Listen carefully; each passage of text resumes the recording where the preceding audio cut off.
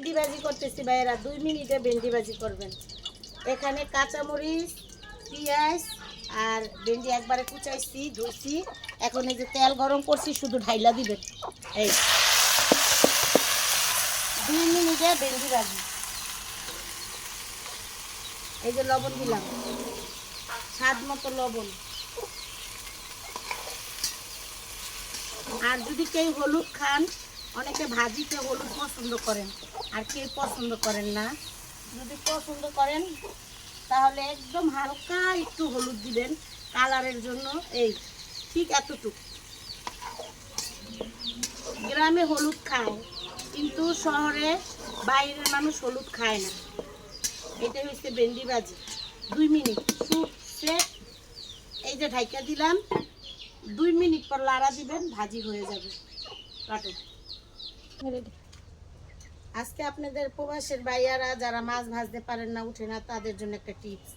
তেল দিছি, তেলটা গরম হলে একটু এই যে একটু লবণ দিয়া দিবেন,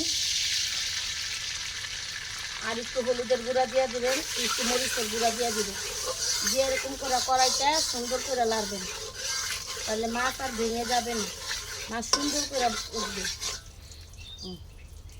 তারপরে এই যে মাছ, বড় মাছ আনছি, এই যে মাছ দিয়ে দিতেছি। হাত দিয়ে ধরলাম না, হাতে হলুদ লাগবে। কুচুন দিয়ে দিতেছি। এখানে না দেখো, কড়াইটা একটু সামনে আনো। এই যে এরকম করে দিয়ে দিবেন। মাছ দিয়ে লাউ দিয়ে রান্না করব। মাছটি আগে হালকা ভাজা নেবেন, মাছটি ভাজা নিয়ে লাউ কষায়া তারপরে রান্না করব।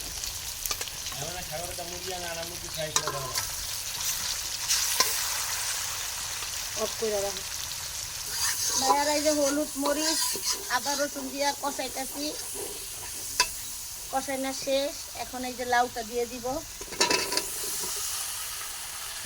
একদম তনতাজা গাছের লাউ। একটু ভালো করে এভাবে লাড়বেন।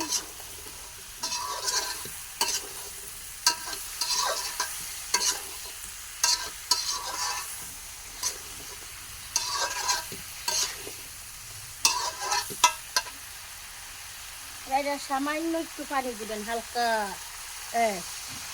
লাউ থেকে পানি উঠবে।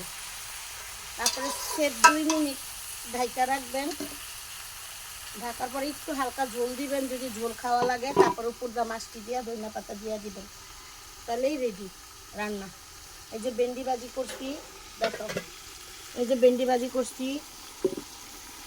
মাছের বড়ি ভুনা করছিলাম, বলছিলাম বড় মাছের বড়ি একটু খাইয়া দেখি কেমন স্বাদ হয়েছে। বড়ি আমার অনেক প্রিয়। এত কষ্ট করে বাজার করছি, রান্না করছি, খাবো না?